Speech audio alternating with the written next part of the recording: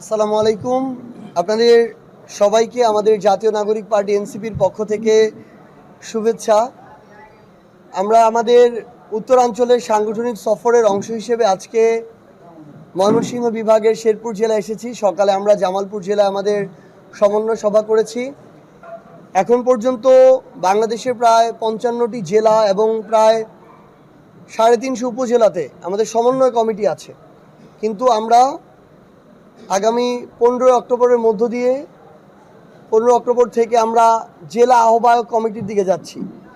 আমরা কেন্দ্রীয় কমিটির পক্ষ থেকে জেলা এবং মহানগরের আহ্বায়ক কমিটি ঘোষণা করব। তারা পর্যায়ক্রমে তাদের অধস্তন যে ইউনিটগুলো, উপজেলা, ইউনিয়ন, ওয়ার্ড, এগুলোর আহ্বায়ক কমিটি গঠন করবে। আমরা মনে করি যে এনসিপি তাদের জায়গায় নিজেদের অবস্থানকে আরও শক্তিশালী করতে সবচেয়ে গুরুত্বপূর্ণ কাজ হচ্ছে তাদের সাংগঠনিক ভিত্তিটাকে শক্তিশালী করা। আগামীর রাজনীতির লড়াইয়ের জন্য বলেন, গণতান্ত্রিক পথে উত্তরণের জন্য বলেন, ফ্যাসিস্ট বিরোধী লড়াই অব্যাহত রাখার জন্য বলেন, কিংবা নির্বাচন কেন্দ্রিক প্রস্তুতি বলেন, প্রত্যেকটি ক্ষেত্রে সাংগঠনিক কাঠামো অত্যন্ত গুরুত্বপূর্ণ।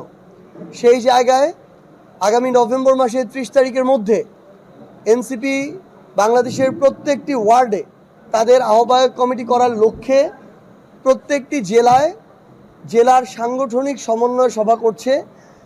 তারই অংশ হিসেবে আমরা রংপুর বিভাগ শেষ করেছি, রাজশাহী বিভাগের অর্ধেক শেষ করেছি, সিলেট বিভাগ শেষ করে ময়মনসিংহ বিভাগে এসেছি। কালকে ময়মনসিংহ বিভাগও শেষ হবে। আমরা মনে করি এনসিপি তাদের জায়গা থেকে আগামীর বাংলাদেশের গুরুত্বপূর্ণ রাজনৈতিক পরিক্রমায় নেতৃত্ব দিতে চায় এবং সেই লক্ষ্যেই এনসিপি তাদের সাংগঠনিক যে কার্যক্রম, এই কার্যক্রমগুলোকে শক্তিশালী করতে চায়। ইতিপূর্বে বিএনপি কখনো এককভাবে সরকার গঠন করেনি, আবার জামায়াতও কখনো বড় পরিসরে জনগণের প্রতিনিধিত্ব করেনি। সেই জায়গায় আমরা মনে করি যে এনসিপি এবার এবং আগামী নির্বাচনে গুরুত্বপূর্ণ সিদ্ধান্ত গ্রহণকারীর ভূমিকায় থাকবে, যে কারা আগামীতে বাংলাদেশের সরকার গঠন করবে। সেই জায়গায় আমরা নিজেদের ওই সাংগঠনিক ভিত্তিটাকে শক্তিশালী করার লক্ষ্যেই এই সমন্বয় সভাটা করছি। আমরা মনে করি খুব দ্রুততম সময়ের মধ্যেই বাংলাদেশের প্রত্যেকটি ওয়ার্ডে এনসিপির কমিটি থাকবে এবং তার মধ্য দিয়ে বাংলাদেশের গণতান্ত্রিক উত্তরণের পথে রাজনৈতিক লড়াইয়ে আমরা সর্বাগ্রে জনগণের প্রতিনিধি হিসেবে কাজ করব এবং সংসদে জনগণের প্রতিনিধিত্ব করব। আমাদের জায়গা থেকে এটুকুই ছিল বক্তব্য। আপনারা এখন আপনাদের প্রশ্ন করতে পারেন। প্রথমেই সেই জিনিসটা আপনি যেটা বললেন বিএনপির সাথে জোটের প্রশ্নে, আমরা আমাদের জায়গা থেকে স্পষ্টভাবে এই জিনিসটা মনে করি যে এনসিপি শুধুমাত্র সিটের রাজনীতির জন্য কারোর সাথে জোট করবে না। যদি কেউ পরিবর্তনের কমিটমেন্ট দিতে পারে এবং কাজে সেটা প্রমাণ করার মতো তারা ওইটুকু কমিটমেন্ট শো করে, দেখায়, তাহলে এনসিপি সময়ের বিবেচনায় দেশের প্রয়োজনে ইলেকটোরাল অ্যালায়েন্সের দিকে যেতে পারে। আবার যদি মনে করে এরকম কমিটমেন্ট কারো থেকে পাচ্ছে না, শুধু কথার ফুলঝুরি, তাহলে এনসিপি এককভাবে নির্বাচন করতে পারে। তবে ইলেকটোরাল অ্যালায়েন্স হলেও এনসিপি অন্য কোনো মার্কায় বা অন্য কোনো দলের মার্কায় অন্য কোনো দলের নামে নির্বাচন করবে না। যেটা আমরা ইতিপূর্বে একবার দেখেছিলাম যে জামায়াত কিন্তু বিএনপির মার্কা নিয়ে নির্বাচন করেছিল। আমাদের যদি এটা হয় ইলেকটোরাল অ্যালায়েন্স, আমরা এনসিপি হিসেবেই নির্বাচন করব এবং আমরা আমাদের শাপলা প্রতীকে নির্বাচন করব। এটার সাথে আপনার যে প্রশ্নটা যে শাপলা প্রতীক না পেলে নির্বাচন করব কিনা, আমরা এখন পর্যন্ত যতজন এই প্রতীক, সংবিধান, নির্বাচন কমিশন সংশ্লিষ্ট যারা বিশেষজ্ঞ, যারা এগুলো নিয়ে অ্যানালাইসিস করেন, গবেষণা করেন, যতজনের সাথে কথা বলেছি, কেউ আমাদেরকে শাপলা পেতে এনসিপির কোনো আইনগত বাধা দেখাতে পারেননি। যেহেতু কোনো আইনগত বাধা নেই, আমরা বিশ্বাস করি নির্বাচন কমিশনের মতো একটা স্বাধীন সাংবিধানিক প্রতিষ্ঠান অভ্যুত্থান পরবর্তী বাংলাদেশে এই স্বেচ্ছাচারী আচরণ একটা রাজনৈতিক দলের সাথে করবে না। আমরা অবশ্যই, যেহেতু আইনগতভাবে বাধা নেই, তাই আমরা শাপলা প্রতীকই পাবো এবং শাপলা প্রতীক নিয়েই আগামী নির্বাচনে অংশগ্রহণ করবে। এটার অন্য কোনো অপশন নাই। পিআর নিয়ে আমাদের অবস্থান খুবই সুস্পষ্ট। আমরা ঐক্যমত্য কমিশনে এটা বারবার বলেছি, আমরা উচ্চ কক্ষে পিআর চাই, নিম্ন কক্ষে পিআর চাই না। আমরা মনে করি এই মুহূর্তে বাংলাদেশের বাস্তবতায় আমরা উচ্চকক্ষে পিআর পদ্ধতির মাধ্যমে এটা দেখতে পারি কতটুকু বাস্তবায়নযোগ্য, কতটুকু কাজ হচ্ছে, ফলপ্রসূ হচ্ছে, এবং এটা দিয়ে বাংলাদেশ উপকৃত হচ্ছে কিনা, এটা সাস্টেইনেবল কিনা। এর পরবর্তীতে এটা বাংলাদেশের মানুষের চাপ হয় ঠিক করবে যে এর পরে বাংলাদেশের রাজনৈতিক দলগুলো নিম্নকক্ষে পিআর চাইবে কিনা।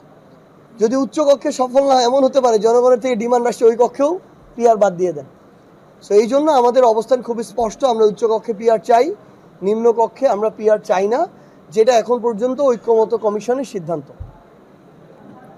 আমরা তো এখনো এটা কোথাও কনফার্ম করিনি যে আমরা বিএনপির সাথে জোট করছি। বিভিন্ন রাজনৈতিক দলের মধ্যে এই আলোচনাগুলো এখনো কিন্তু চলছে, এবং এখন পর্যন্ত এই দলের সাথে জোট করবে এরকম অনেক ধরনের কথা বা আলোচনা থাকলেও কনফার্ম এখন পর্যন্ত বাংলাদেশের প্রথম সারির যে রাজনৈতিক দলগুলো আছে তারা কিন্তু কেউ করে নাই। এই আলোচনাটা চলছে। আমরা আমাদের এনসিপির ক্ষেত্রে এটা বলতে পারবো যে আমরা আমাদের জায়গা থেকে যদি দেখি যে কোনো রাজনৈতিক দলের সাথে আমরা এমন একটা কমিটমেন্টে যেতে পারছি যেই কমিটমেন্ট অভ্যুত্থানের আকাঙ্ক্ষাকে ধারণ করে সংস্কারের জন্য কাজ করবে, বিচারিক প্রক্রিয়াকে পরবর্তী সময়ে অব্যাহত রাখার জন্য কাজ করবে, ভারতের আধিপত্যবাদ সহ যে কোনো আধিপত্যবাদের বিরুদ্ধে কাজ করবে, যেই কমিটমেন্ট শুধু আসন কেন্দ্রিক নয় বরং বাংলাদেশের পরিবর্তনের জন্য কাজ করবে, এমন কমিটমেন্ট যে রাজনৈতিক দলগুলোর সাথে আমাদের মিলবে আমরা তাদের সাথে ইলেকট্রাল অ্যালায়েন্সে যেতে পারি। কিন্তু আমরা আমাদের জায়গা থেকে মনে করি বিএনপি বলেন কিংবা জামায়াত বলেন, তারা তাদের জায়গা থেকে এককভাবে ভারতীয় আধিপত্যবাদের বিরুদ্ধে লড়াইটা অব্যাহত রাখতে পারবে না। এই জায়গায় এনসিপি আবশ্যক। তাই আমরা শুধু এই জায়গায় নয়, ইভেন এই বিচারিক প্রক্রিয়ার কন্টিনিউয়েশন, এই সংস্কারগুলো আদায় করে নেওয়া, জুলাই সনদের যে দাবিগুলো সেগুলো আদায় করে নেওয়ার ক্ষেত্রেও এনসিপির গুরুত্বপূর্ণ প্রতিনিধিত্ব লাগবে। সেটা সংসদেও প্রয়োজন, সেটা আগামীর বাংলাদেশের রাজনীতিতেও প্রয়োজন। সেই জায়গায় যাদের সাথে এই বাংলাদেশের স্বার্থের প্রাধান্য মিলবে এনসিপি তাদের সাথে ইলেকট্রাল অ্যালায়েন্সে যেতে পারে। যদি এটা না হয় তাহলে এমন হতে পারে যে এনসিপি তাদের জায়গা থেকে এককভাবে তাদের যে নির্বাচন সেই নির্বাচনটা করছে। এবং একটা জিনিস কি আপনি যেটা মাত্র বললেন, আমরা আমাদের জায়গা থেকে এটা মনে করি যে সাংগঠনিক সক্ষমতার যে একটা নির্দিষ্ট স্ট্যান্ডার্ড যে সেট করে দেওয়া যায়, এটা স্ট্যান্ডার্ড ব্যাপারটা এরকম না। এটা প্রতিনিয়ত কাজের মধ্য দিয়ে বৃদ্ধি পায়, আবার কাজ না করলে হ্রাস পায়। আমরা এনসিপি মনে করি সাংগঠনিক জায়গাটা শক্তিশালী করা দরকার দেখেই আজকে আমরা জেলায় জেলায় যাচ্ছি। হয়তো পরের মাসে আমাদেরকে আপনারা উপজেলায় পাবেন। সো আমরা এটাকে গুরুত্বপূর্ণ মনে করে এই কাজটা করছি। আশা করি যদি জুলাই সনদের বাস্তবায়ন এবং বিচারিক প্রক্রিয়ার দৃশ্যমান অবস্থা দেখার পরে আগামী কয়েক মাস, ফেব্রুয়ারিতে হোক আর যখনই নির্বাচনটা হয়, আমরা মনে করি তার আগেই আমাদের সাংগঠনিক সক্ষমতা ওয়ার্ড পর্যন্ত বিস্তৃত হবে এবং আমরা নিজেরাই নির্বাচন করার মতো সক্ষম হয়ে উঠব।